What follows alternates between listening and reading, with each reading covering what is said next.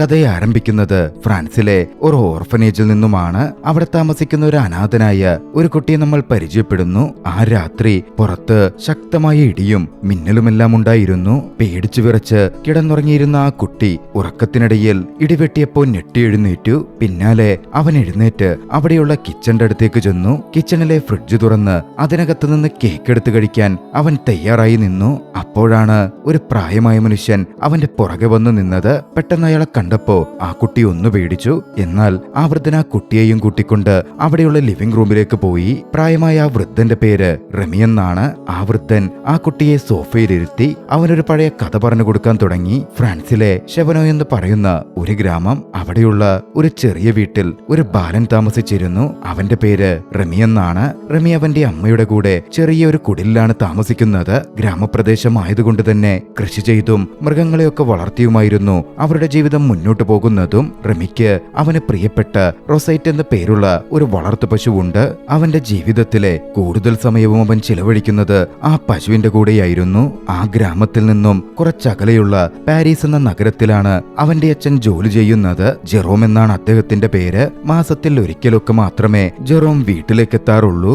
അങ്ങനെയിരിക്കെ ജെറോമിന്റെ ഒരു കത്ത് അവരുടെ വീട്ടിലേക്ക് എത്തി. കത്ത് കിട്ടിയ ജെറോമിന്റെ ഭാര്യ ആ കത്ത് തുറന്ന് വായിച്ചതും തളർന്ന് താഴെ ഇരുന്നു പോയി. അപ്പോഴാണ് ഒരു കാര്യം വ്യക്തമാകുന്നത്. ജോലി സ്ഥലത്ത് വെച്ച് ജെറോമിന് പറ്റിയ ചെറിയൊരു പിഴവിൽ അവിടെ ഒരു അപകടമുണ്ടായി. അതിൽ ജെറോമിന് പരിക്കും പറ്റി. അതിന്റെ നഷ്ടപരിഹാരം കൊടുക്കുന്നതിനും കേസിനൊക്കെ ആവശ്യമായിട്ടുമുള്ള പണം ജെറോമിന്റെ കയ്യിലില്ല.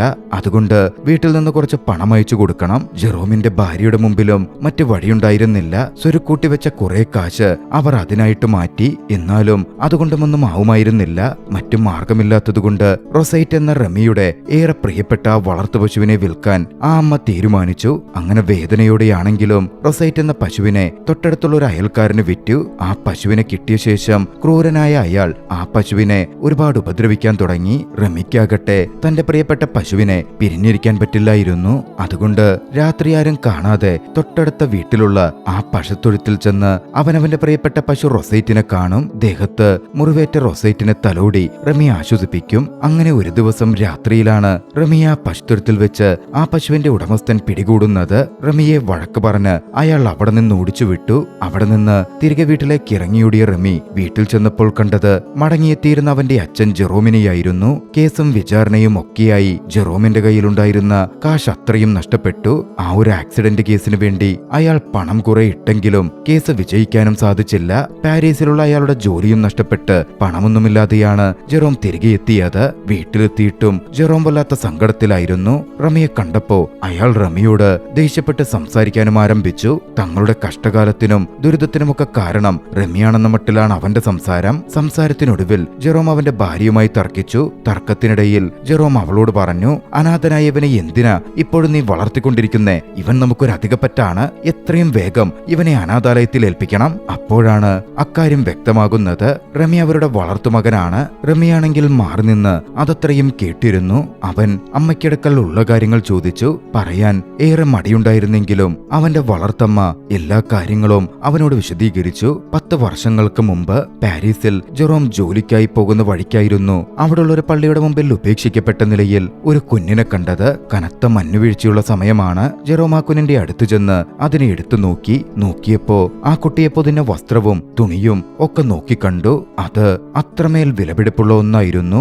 ഉറപ്പായിട്ടും ആ കുട്ടി ഒരു പണക്കാരന്റെ കുട്ടിയായിരിക്കും എന്ന് ജെറോം ഉറപ്പിച്ചു. കുറച്ചു നാളത്തേക്ക് ഈ കുഞ്ഞിനെ സംരക്ഷിച്ചാൽ പിന്നീട് കുഞ്ഞിന്റെ അച്ഛനും അമ്മയും തേടി വരുമ്പോ തിരികെ ഏൽപ്പിച്ച് അവരിൽ നിന്ന് അതിന് പ്രതിഫലമായി നല്ലൊരു തുക പറ്റാം എന്ന് ജെറോം ചിന്തിച്ചു. അങ്ങനെ ജെറോം ആ കുഞ്ഞിനെ എടുത്ത് നേരെ വീട്ടിലേക്ക് പോന്നു. ജെറോമും ഭാര്യയും കുഞ്ഞിന് റമി എന്ന് പേരിട്ടു. റമിയെ കളഞ്ഞു കിട്ടിയപ്പോൾ അവനെ ധരിപ്പിച്ചിരുന്ന ആ വിലപിടിപ്പുള്ള വസ്ത്രവും തുണിയും അവന്റെ വളർത്തമ്മ സൂക്ഷിച്ചു വെച്ചു. അവന്റെ ഈ കഥയൊക്കെ പറഞ്ഞ ശേഷം റമിക്ക് അവന്റെ വളർത്തമ്മ ആ വസ്ത്രവും മറ്റും എടുത്തു കാണിച്ചു. പക്ഷേ ഒക്കെ അറിഞ്ഞതും റമിയുടെ മുഖത്ത് വളരെയധികം സങ്കടമായിരുന്നു നിറഞ്ഞു നിന്നത്. അവന്റെ അച്ഛൻ അവനെ തിരികെ ഓർഫനേജിലേക്ക് അയക്കുമോ എന്നായിരുന്നു അവന്റെ ഭയം. എന്നാൽ അവന്റെ അമ്മ അവനോട് പറഞ്ഞു, ആരൊക്കെ നിന്നെ ഉപേക്ഷിച്ചാലും ഒരിക്കലും നിന്നെ ഞാൻ വിട്ടുകൊടുക്കില്ല. നീ എന്റെ മകനാണ്. ആ അമ്മ വളർത്തുമകനായിരുന്ന റമിയെ അത്രമേൽ സ്നേഹിച്ചിരുന്നു. അടുത്ത ദിവസം പുലർച്ചെ ഒരു സന്തോഷ വാർത്തയുമായി അവന്റെ അമ്മ ഓടി അവനരികിൽ വന്നു. എന്നിട്ട് പറഞ്ഞു, അനാഥനായ റമിയെ ഇത്ര ഇത്രനാളും വളർത്തിയതിന് പാരിതോഷികമായി ടൗൺ ഹാളിൽ വെച്ച് അവിടുത്തെ മേയർ കുറച്ച് പണം നൽകാമെന്ന് പറഞ്ഞിട്ടുണ്ട്. ആ പണം കൊണ്ട് തന്നെ നമ്മുടെ സാമ്പത്തിക പ്രശ്നങ്ങൾ തീരും. റമിയെ ഇത്രനാളും നോക്കിയതിനുള്ള ഒരു തുകയായിട്ടാണ് മേയർ അത് നൽകുന്നത് എന്നായിരുന്നു അവർ പറഞ്ഞത്. അങ്ങനെ റമിയെയും കൂട്ടിക്കൊണ്ട് ആ തുക വാങ്ങാൻ ജെറോം ടൗണിലേക്ക് പോവുകയാണ്. എന്നാൽ യഥാർത്ഥത്തിൽ അങ്ങനെയൊരു തുകയോ പാരിതോഷികമോ ടൗൺ ഹാളിൽ വെച്ച് മേയർ നൽകുന്നുണ്ടായിരുന്നില്ല. റമിയെ തന്റെ കൂടെ വിടുന്നതിനായി ഭാര്യയോട് ജെറോം പറഞ്ഞ ഒരു കള്ളമായിരുന്നു അത്.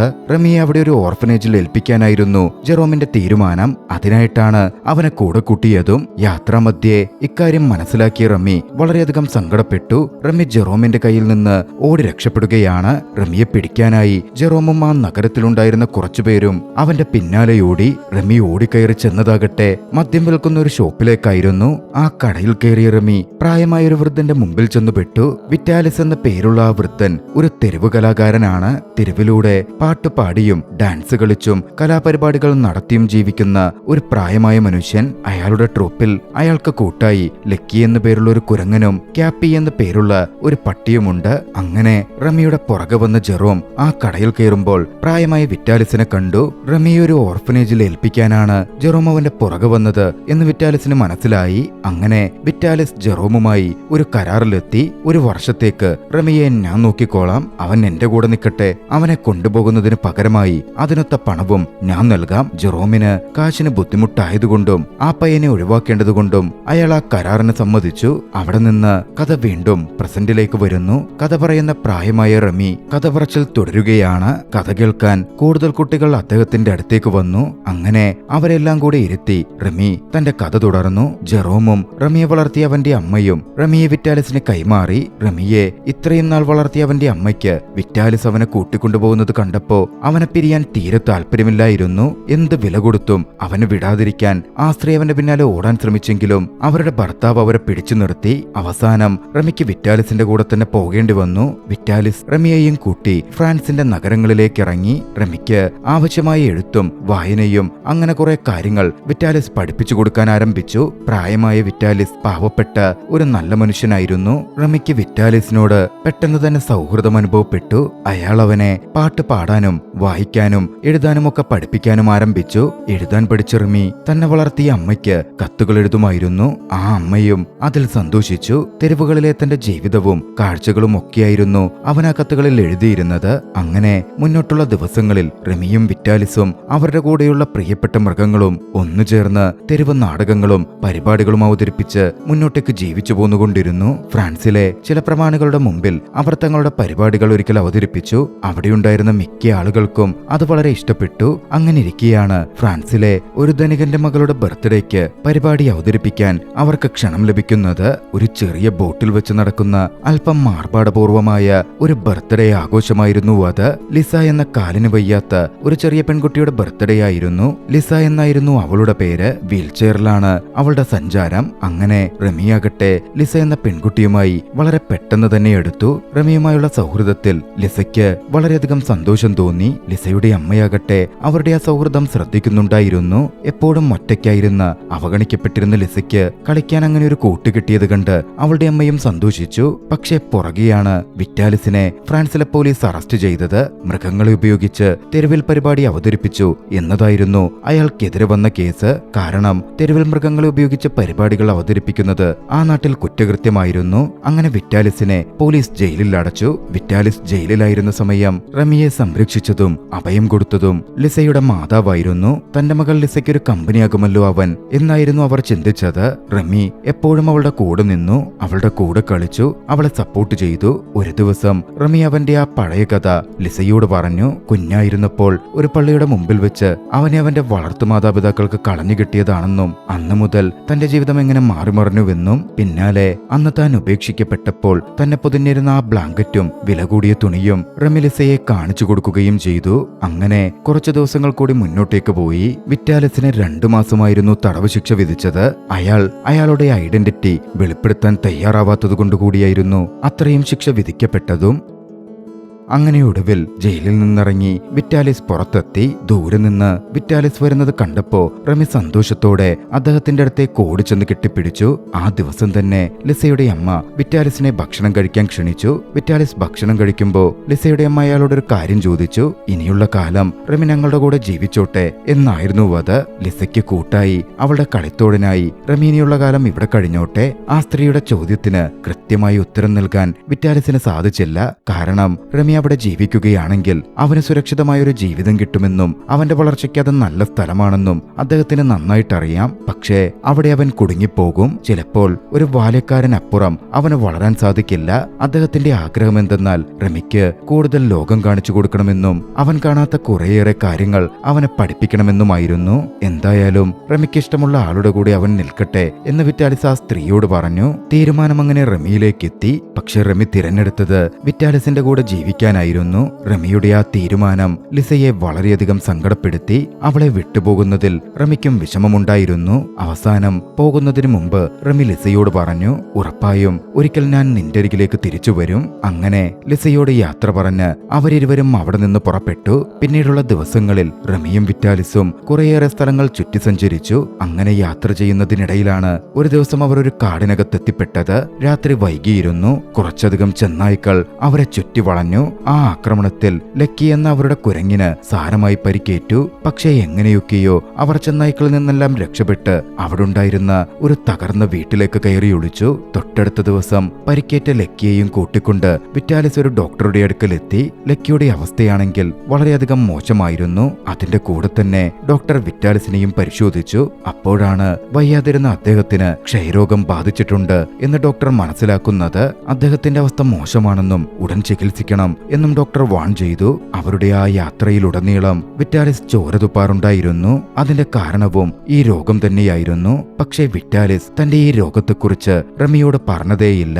റമിക്ക് വിഷമമുണ്ടാവാതിരിക്കാൻ വേണ്ടി അദ്ദേഹം അത് മറച്ചുവെച്ചു. അവർ താമസിക്കുന്ന മുറിയുടെ വാടകയ്ക്കും ലക്കി എന്ന അവരുടെ കുരങ്ങിന്റെ ചികിത്സയ്ക്കുമായി അവർക്ക് കുറച്ച് പണം അത്യാവശ്യമായിരുന്നു. അവരുടെ കയ്യിലുണ്ടായിരുന്ന പണമൊക്കെ ആകെയും തീർന്നുപോയി കഴിഞ്ഞു. അതുകൊണ്ട് വൈകിട്ട് ഒരു പരിപാടി അവതരിപ്പിക്കാൻ വിറ്റാലിസ് തീരുമാനിച്ചു. ആ ദിവസം വൈകിട്ട് അവിടെയുള്ള ഒരു വലിയ ഹോട്ടലിൽ വിറ്റാലിസും റമിയും പരിപാടി അവതരിപ്പിച്ചു. അവിടെ കൂടിയിരുന്ന സമ്പന്നരായ ആളുകളുടെ മുമ്പിൽ വെച്ച് വിറ്റാലിസ് ഉപേക്ഷിച്ച് നിർത്തിയിരുന്ന അത്രയും നാൾ പുറത്തെടുക്കാതിരുന്ന തന്റെ കയ്യിലുണ്ടായിരുന്ന വയലിൻ എടുത്ത് പെർഫോം ചെയ്തു. ജീവിതത്തിലെ കറുത്ത അധ്യായങ്ങളിൽ മനം നൊന്ത് അദ്ദേഹം മാറ്റിവെച്ചതായിരുന്നു ആ വയലിൻ. ഇപ്പോൾ തന്റെ കുടുംബമായ ആ കുരങ്ങിനും റമിക്കും വേണ്ടി അയാൾ അത് വീണ്ടും സ്പർശിച്ചിരിക്കുന്നു. അദ്ദേഹം വയലിൻ പെർഫോം ചെയ്യാൻ തുടങ്ങിയതും കാണികൾ എല്ലാവരും അക്ഷരാർത്ഥത്തിൽ അതിൽ ലയിച്ചുപോയി. അവിടെ കൂടിയിരുന്നവർ അവർക്ക് കുറച്ച് വെള്ളി നാണയങ്ങളും കുറെ പാരിതോഷികങ്ങളും നൽകി. അവർക്കെന്ന് ലഭിച്ച പണം ആവശ്യത്തിലധികമായിരുന്നു. അപ്പോഴാണ് അധികം പ്രായമില്ലാത്ത ഒരു യുവതി വിറ്റാലിസിന്റെ അടുത്ത് വന്ന് സംസാരിച്ചത്. വിറ്റാലിസ് അവിടെ പെർഫോം ചെയ്ത ആ സംഗീതം കുട്ടിക്കാലത്ത് ആ സ്ത്രീ ഒരുപാട് കേട്ടിട്ടുണ്ടായിരുന്നു. അന്ന് ആ വയലിൻ വായിച്ചത് ഏറെ പ്രഗത്ഭനായ ഒരു വ്യക്തിയാണ്. അത് നിങ്ങൾ തന്നെയാണോ എന്ന് ആ സ്ത്രീ വിറ്റാലിസിനോട് ചോദിച്ചു. പക്ഷെ അത് താനല്ല എന്നായിരുന്നു വിറ്റാലിസ് പറഞ്ഞത്. തന്റെ സ്വത്തം വെളിപ്പെടരുത് എന്ന് വിറ്റാലിസ് ആഗ്രഹിച്ചിരുന്നു. യഥാർത്ഥത്തിൽ ആ സ്ത്രീ സൂചിപ്പിച്ച അറിയപ്പെട്ട പ്രഗത്ഭ വയലിനിസ്റ്റ് വിറ്റാലിസ് തന്നെയായിരുന്നു. വിറ്റാലിസ് ആ സ്ത്രീയോട് പറഞ്ഞു, ഞാൻ എന്റെ യാത്രക്കിടയിൽ പല ആളുകളിൽ നിന്നുമാണ് വയലിൻ വായിക്കാൻ പഠിച്ചത്. ഈ സംഗീതം കേട്ടതും വിറ്റാലിസ് പറഞ്ഞത് കേട്ട് ആ സ്ത്രീ അവിടെ നിന്ന് മാറിപ്പോയെങ്കിലും അയാൾ പറഞ്ഞ കാര്യങ്ങൾ അവർ പൂർണ്ണമായും വിശ്വസിച്ചൊന്നുമില്ല. പോകുന്നതിനു മുമ്പ് സമ്മാനമായ ഒരു സ്വർണ്ണ നാണയവും റമിക്ക് കൊടുത്തായിരുന്നു ആ സ്ത്രീ പോയത്. റമിയാകട്ടെ സ്വർണ്ണ നാണയം കിട്ടിയ സന്തോഷത്തിൽ ആവശ്യത്തിന് ചികിത്സയ്ക്കും മറ്റുമായുള്ള പണമായല്ലോ എന്ന് ചിന്തിച്ച് ലക്കി എന്ന അവരുടെ കുരങ്ങിന്റെ അടുത്തേക്ക് ഓടിയെത്തി. പക്ഷെ അവരെത്തുമ്പോഴേക്കും ഏറെ വൈകിയിരുന്നു. ലക്കി എന്ന ആ കുരങ്ങ് മരണപ്പെട്ടിരുന്നു. റമി അത് കണ്ട് വല്ലാതെ ദുഃഖിച്ചു. ആ സ്ഥലത്ത് വെച്ച് തന്നെ ലക്കി അവർ സംസ്കരിച്ചു. തൊട്ടടുത്ത ദിവസം അവർ താമസിച്ച ഹോട്ടലിലെ റിസപ്ഷനിസ്റ്റ് റമിക്ക് വന്നൊരു കത്ത് കൊടുത്തു. ലിസയ്ക്ക് അവിടെ നിന്നും റമി കത്തെഴുതിയിരുന്നു. ലിസയുടെ മറുപടി വന്നതാണ്. റമി ആ കത്ത് തുറന്നു വായിച്ചു. റമി ലിസയുടെ വീട്ടിൽ വെച്ചിട്ട് പോന്ന അവന്റെ ബ്ലാങ്കറ്റിന്റെ സഹായത്തോടെ ലിസയുടെ അമ്മ റമിയുടെ യഥാർത്ഥ മാതാപിതാക്കളെ കണ്ടെത്തി എന്നായിരുന്നു ആ കത്ത് സൂചിപ്പിച്ചത്. ലണ്ടനിലെ ചില ധനികരായ ആളുകളാണ് ആ തരത്തിലുള്ള തുണിയും ബ്ലാങ്കറ്റുമൊക്കെ ആകെ ഉപയോഗിച്ചിരുന്നത്. അതുകൊണ്ട് ആ തുണിയുടെ സഹായത്തോടെ റമിയുടെ മാതാപിതാക്കളെ കണ്ടുപിടിക്കാൻ അമ്മയുടെ സഹായത്തോടെ ലിസ സമ്പന്ന കുടുംബങ്ങളിലേക്ക് കത്തയച്ചിരുന്നു. അങ്ങനെയാണ് ലണ്ടനിലെ ബാരിസ്റ്ററായ ജെയിംസ് മില്ലിഗൻ ആ തുണിയും ബ്ലാങ്കറ്റും തിരിച്ചറിഞ്ഞത്. റമിയുടെ മാതാപിതാക്കളെ ഉടൻ തന്നെ തിരിച്ചറിയാൻ ചെയ്യാൻ സാധിക്കുമെന്ന് ജെയിംസ് മില്ലിഗൻ മറുപടി കത്തയച്ചിട്ടുണ്ട്. അതെല്ലാം കത്തിലൂടെ വായിച്ചറിഞ്ഞ റെമി വളരെയധികം സന്തോഷിച്ചു. ഉടൻ തന്നെ തന്റെ മാതാപിതാക്കളെ തിരിച്ചു കിട്ടും എന്നവൻ പ്രത്യാശിച്ചു. അങ്ങനെ ലണ്ടനിൽ ചെന്ന് അവർ ബാരിസ്റ്ററായ ജെയിംസ് മില്ലിഗനെ കണ്ടുമുട്ടി. ജെയിംസ് ആ ബ്ലാങ്കറ്റും തുണിയും പരിശോധിച്ച ശേഷം അവർ തേടുന്ന ആ കളഞ്ഞുപോയ കുഞ്ഞ് റെമി തന്നെയാണെന്ന് ഉറപ്പുവരുത്തി. അദ്ദേഹം റെമിയെക്കുറിച്ചുള്ള കാര്യങ്ങൾ അവനോട് തുറന്നു പറഞ്ഞു. ലണ്ടനിലെ ധനികരായ ഡോർസൺ ഫാമിലിയിൽ നിന്ന് കളഞ്ഞുപോയൊരു കുട്ടിയാണ് റെമി. അങ്ങനെ റെമിയെ അവന്റെ കുടുംബമായ ഡോർസൺ ഫാമിലിയിലേക്ക് തിരികെ ഏൽപ്പിക്കാൻ ജെയിംസ് സമ്മതിച്ചു. ജെയിംസ് വിറ്റാലിസിനെയും റെമിയെയും കൂട്ടിയൊരു കുതിരവണ്ടിയിൽ ഡോർസൺ ഫാമിലിയുള്ള ഇടത്തേക്ക് ചെന്നു. അവിടെ ചെന്നപ്പോ വർഷങ്ങൾക്ക് ശേഷം റെമി ആദ്യമായി അവന്റെ അച്ഛനെയും അമ്മയെയും കണ്ടു. മിസ്റ്റർ ഡോർസലും മിസ്സിസ് ഡോർസലും അത്രയും നാൾ തങ്ങളുടെ മകൻ റെമിയെ നോക്കി വളർത്തിയതിന് വിറ്റാലിസിനോട് അവർ നന്ദി പറഞ്ഞു. വിറ്റാലിസ് മടങ്ങിപ്പോകുന്നതിനു മുമ്പ് ഡോർസൺ ഫാമിലിയുടെ കൂടെയിരുന്ന് ഭക്ഷണം കഴിക്കാൻ അവർ അദ്ദേഹത്തെ ക്ഷണിച്ചു. ആ സമയം മിസ്സിസ് ഡോർസൺ റെമിയെ നഷ്ടപ്പെട്ട ആ ദിവസത്തെ കഥ വിറ്റാലിസിനോട് പറയാൻ തുടങ്ങി. മിസ്റ്റർ ഡോർസലിനോട് പകരം വീട്ടാൻ അദ്ദേഹത്തിന് പരിചയമുണ്ടായിരുന്ന ഒരു സ്ത്രീ നടത്തിയ പ്രതികാരം കൊണ്ടായിരുന്നത്രേ അത്. ഉറങ്ങിക്കൊണ്ടിരുന്ന കുഞ്ഞു റെമിയെ തട്ടിക്കൊണ്ടുപോയി ദൂരെയുള്ള ഒരു പള്ളിയുടെ മുമ്പിൽ ആ സ്ത്രീ ഉപേക്ഷിക്കുകയായിരുന്നു. മിസ്സസ് ഡോർസൽ പറഞ്ഞ ആ കാര്യം കേട്ടപ്പോ വിറ്റാലിസിന് സംശയം തോന്നി. കാരണം റെമിയുടെ വളർത്തച്ഛൻ ജെറോം പണ്ട് അയാളോട് പറഞ്ഞിരുന്ന കാര്യം റെമിയെ പള്ളിയുടെ മുമ്പിൽ ഉപേക്ഷിച്ച് ഒരു പ്രായമായ മനുഷ്യൻ പോകുന്നത് കണ്ടു എന്ന തരത്തിലായിരുന്നു. അവിടെ അങ്ങനെ ഒരു സ്ത്രീയെക്കുറിച്ച് പരാമർശമേ ഉണ്ടായിരുന്നില്ല.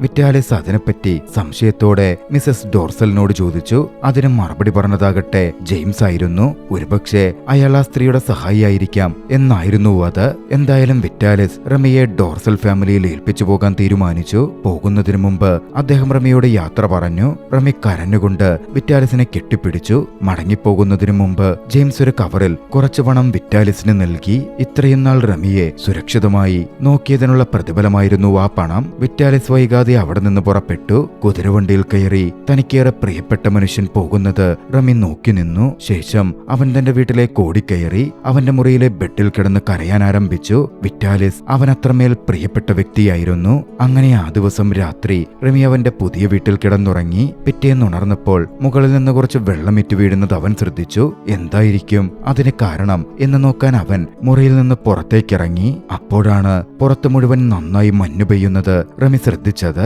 താൻ വന്നു ചേർന്ന ആ വീടും മുറിയുമൊക്കെ ഒന്ന് പരിശോധിക്കാൻ റെമി തീരുമാനിച്ചു. റെമി അങ്ങനെ മുകളിലത്തെ നിലയിലെ ഒരു മുറിയിലേക്ക് കയറി ചെന്നു. അവിടെ ഉണ്ടായിരുന്ന ഒരു കബോർഡ് തുറന്നു നോക്കിയതും റെമി ഞെട്ടിപ്പോയി. കുറെ പേരുടെ സ്വർണ്ണ പല്ലുകളും ആരുടെയൊക്കെയോ മോഷ്ടിച്ച വിലപിടിപ്പുള്ള വാച്ചുകളുമായിരുന്നു അവിടുത്തെ ഡ്രോയറിൽ ഉണ്ടായിരുന്നത്. ഞെട്ടലോടെ അവൻ ചില കാര്യങ്ങൾ തിരിച്ചറിഞ്ഞു. റെമി അത്ര നേരം വിചാരിച്ച ഡോർസൽ ഫാമിലി യഥാർത്ഥത്തിൽ അവന്റെ കുടുംബമൊന്നുമല്ല, മനുഷ്യരെ കൊള്ളയടിച്ച് ജീവിക്കുന്ന ഒരു സംഘമാണ് അവർ. സത്യം തിരിച്ചറിഞ്ഞതും റെമി അവിടെ നിന്ന് എങ്ങനെയെങ്കിലും ഓടി രക്ഷപ്പെടാൻ ശ്രമിച്ചു. പക്ഷേ റെമിയെ മിസ്സസ് ഡോർസൽ പിടികൂടി. അവനെ പിടിച്ച മിസ്സസ് ഡോർസൽ പുറത്തേക്ക് പോയാൽ ഉറപ്പായും അവനെ കൊന്നുകളയുമെന്ന് ഭീഷണിപ്പെടുത്തി. എന്നാൽ ഒരു തരത്തിൽ റെമി ആ സ്ത്രീയുടെ കയ്യിൽ നിന്ന് പുറത്തു ചാടി രക്ഷപ്പെടാൻ തുടങ്ങി. മുൻപിലത്തെ വാതിൽ തുറന്ന് പുറത്തേക്കിറങ്ങിയ റെമി കണ്ടത് ബാരിസ്റ്ററായ ജെയിംസ് മില്ലിഗനെയായിരുന്നു. റെമി അദ്ദേഹത്തോട് മിസ്സസ് ഡോർസൽ തന്റെ മാതാവല്ലെന്നും അവർ മറ്റുള്ളവരെ കൊള്ളയടിക്കുന്ന ഒരു സ്ത്രീയാണ് എന്ന കാര്യമൊക്കെ തുറന്നു പറഞ്ഞു. പക്ഷേ ജെയിംസും മിസ്സസ് ഡോർസലിന്റെ കൂട്ടത്തിലുള്ള ഒരാളായിരുന്നു.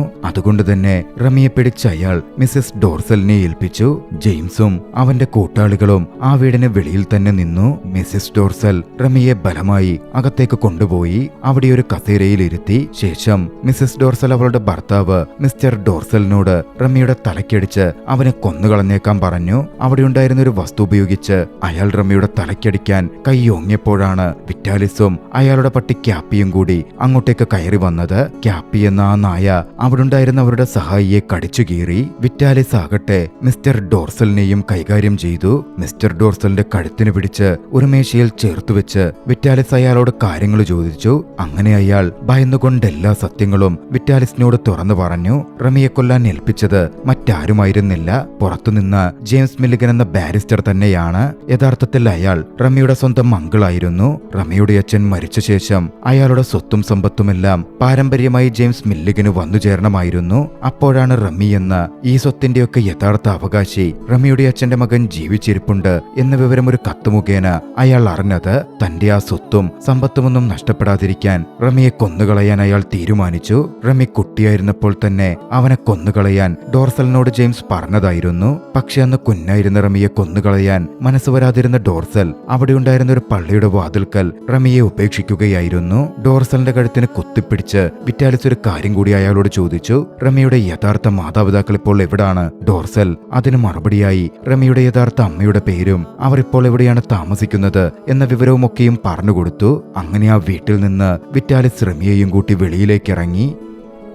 റമിയുടെ അമ്മയെ അന്വേഷിച്ചായിരുന്നു അദ്ദേഹത്തിന്റെ ആ യാത്ര. പക്ഷേ യാത്രക്കിടയിലും അവർക്ക് കനത്ത പ്രതിസന്ധികൾ നേരിടേണ്ടി വന്നു. അവിടെ ശക്തമായ മഞ്ഞുവീഴ്ചയായിരുന്നു ഉണ്ടായത്. അതുകൊണ്ട് മുൻപോട്ടുള്ള അവരുടെ യാത്ര ഏറെ ക്ലേശകരമായി മാറി. യാത്രക്കിടയിൽ റമിക്ക് വളരെയധികം ക്ഷീണം തോന്നുകയും അവന് പനി പിടിക്കുകയും ചെയ്തു. ക്ഷീണിതനായ റമിയെ വിറ്റാലിസ് കയ്യിലെടുത്ത് മുൻപോട്ടേക്ക് നീങ്ങിക്കൊണ്ടിരുന്നു. അവരുടെ കൂടെ ക്യാപ്പി എന്ന ആ വളർത്തുനായിയുമുണ്ട്. അങ്ങനെ നടന്നു കുറച്ചു കഴിഞ്ഞപ്പോഴാണ് കുറച്ചകലെ ഒരു കുടിലവർ കണ്ടത്.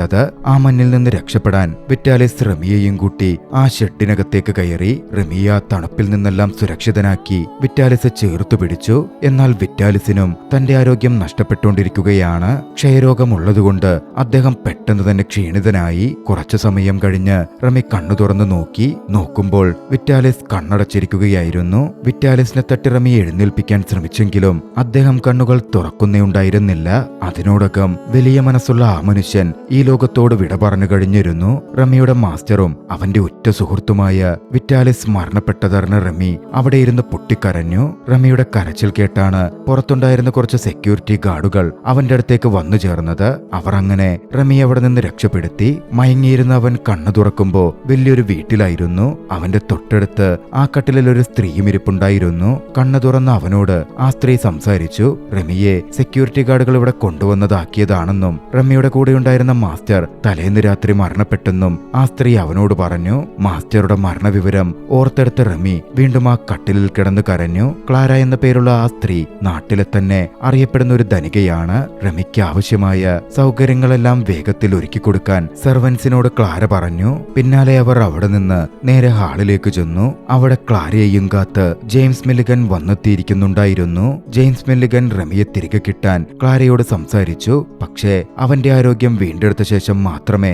അവനെ അവിടെ നിന്ന് വിടുള്ളൂ എന്നായിരുന്നു ക്ലാര പറഞ്ഞത്. ഇതേ സമയത്താണ് റമിയുടെ വസ്തുക്കൾ അടുക്കി വെച്ചുകൊണ്ടിരുന്ന ക്ലാരയുടെ സർവന്റിന്റെ കയ്യിൽ ഒരു കത്ത് കിട്ടുന്നത്. ആ കത്ത് വായിച്ചതും ഉടൻ തന്നെ ആ സർവന്റ് അത് ക്ലാരയ്ക്ക് കൊടുത്തു. കത്ത് വായിച്ചു നോക്കിയ ക്ലാര യഥാർത്ഥത്തിൽ ഞെട്ടിപ്പോയി. അവൾ ഇത്രയും നേരം ശുശ്രൂഷിച്ച് റമി എന്ന ആ ബാലൻ അവളുടെ തന്നെ സ്വന്തം മകനാണ്. ക്ലാരയെ അന്വേഷിച്ചാണ് റമി ഇങ്ങോട്ടേക്ക് വന്നതെന്നും അവൾ ഉടൻ തിരിച്ചറിഞ്ഞു. തന്റെ സ്വന്തം മകനാണ് അവിടെ കിടക്കുന്നതെന്നും മനസ്സിലാക്കിയ ക്ലാര അത്രമേൽ സന്തോഷിച്ചു. കുട്ടിക്കാലത്ത് തന്റെ പ്രിയപ്പെട്ട മകനെ അവർക്ക് നഷ്ടപ്പെട്ടതാണ്. ആ കത്തിലുണ്ടായിരുന്നത് റമി എഴുതിയൊരു പാട്ടിന്റെ വരികളായിരുന്നു. ആ പാട്ട് തന്നെയാണ് റമി കുഞ്ഞായിരുന്നപ്പോൾ ക്ലാര അവന് പാടിക്കൊടുത്തിരുന്നതും. റമിയുടെ അബോധ മനസ്സിൽ ആ പാട്ടിനെ കുറിച്ചുള്ള ഓർമ്മകൾ ഉണ്ടായിരുന്നെങ്കിലും വിറ്റാലിസിന്റെ കൂടെ അവന്റെ ട്രൂപ്പിൽ ചേർന്ന് പാട്ടുപാടാനും എഴുതാനും പഠിച്ചപ്പോഴായിരുന്നു റമി ആ പാട്ടിനെ കുറിച്ച് ഓർത്തതും ആ വരികൾ പേപ്പറിൽ കുറിച്ചതും. ക്ലാര പിന്നീട് റമി അവളുടെ അടുത്തേക്ക് വിളിച്ചു. അവനോട് കാര്യങ്ങൾ ചോദിച്ചറിഞ്ഞു. അവൾ അവന്റെ അമ്മയാണെന്ന സത്യം അവനോട് തുറന്നു പറഞ്ഞു. റമി ഇത്രയും നാൾ തിരഞ്ഞുകൊണ്ടിരുന്ന തന്റെ അമ്മയെ കിട്ടിയ സന്തോഷത്തിലായി മാറി. അങ്ങനെ റമി അവന്റെ അമ്മ ക്ലാരയുമായി ഒന്നിക്കുകയാണ്. കഥ വീണ്ടും അതെല്ലാം പറഞ്ഞുകൊണ്ടിരുന്ന പ്രായമായ റമിയിലേക്ക് തിരിയുന്നു. കഥയത്രയും പറഞ്ഞു കഴിഞ്ഞപ്പോ കഥ കേട്ടിരുന്നവന്റെ ചുറ്റും കൂടിയിരുന്ന കുട്ടികൾ ജെയിംസ് മില്ലിഗൻ എന്തുപറ്റി എന്ന് ചോദിച്ചു. പ്രായമായ റമി അതിന് മറുപടി പറഞ്ഞു. ജെയിംസ് മില്ലിഗനെ പിന്നീട് പോലീസ് അറസ്റ്റ് ചെയ്തു. അയാൾ ചെയ്ത കുറ്റങ്ങൾക്ക് അയാൾക്ക് ശിക്ഷ കിട്ടി. റമിയുടെ മാസ്റ്ററായ മരണപ്പെട്ട വിറ്റാലിസിന് അദ്ദേഹം അർഹിക്കുന്ന രീതിയിൽ അവർ സംസ്കാര ചടങ്ങുകൾ നടത്തി. നാളുകൾക്ക് ശേഷം റമി അവനെ എടുത്തു വളർത്തിയ അവന്റെ വളർത്തമ്മയെ കാണാനും പോയി. റമിയും അവന്റെ വളർത്തമ്മയും ചേർന്നാണ് ഈ ഓർഫനേജ് തുടങ്ങിയത്. അവന്റെ കൂടെ ഇരുന്ന് കഥ കേൾക്കുന്ന കുട്ടികളെല്ലാം ഇപ്പോൾ താമസിക്കുന്നതും പഠിക്കുന്നതും അതേ ഓർഫനേജിലാണ്. പിന്നീട് നല്ല രീതിയിൽ വളർന്ന റമി കളിക്കൂട്ടുകാരിയായ ലിസയെ വിവാഹം കഴിച്ചു. അവർ ഒന്നിച്ചു ജീവിച്ചു. പ്രായമായ റമിയും ലിസയും സന്തോഷത്തോടെ ജീവിതം തുടരുന്നിടത്താണ് ചലച്ചിത്രം അവസാനിക്കുന്നത്. രസകരമായ ഈ ഒരു ചലച്ചിത്രം നിങ്ങൾക്കിഷ്ടമായെങ്കിൽ വീഡിയോ ലൈക്ക് ചെയ്യുക. അഭിപ്രായങ്ങളും നിർദ്ദേശങ്ങളും കമന്റുകളിൽ രേഖപ്പെടുത്തുക. കഴിയുമെങ്കിൽ ചാനൽ സബ്സ്ക്രൈബ് ചെയ്തും കൂട്ടുകാർക്ക് ഷെയർ ചെയ്തു കൊടുത്തും ഞങ്ങളെ സപ്പോർട്ട് ചെയ്യുക. അടുത്ത എപ്പിസോഡിൽ മറ്റൊരു മികച്ച ചലച്ചിത്രവുമായി നമുക്ക് കണ്ടുമുട്ടാം. അതുവരെ ബൈ.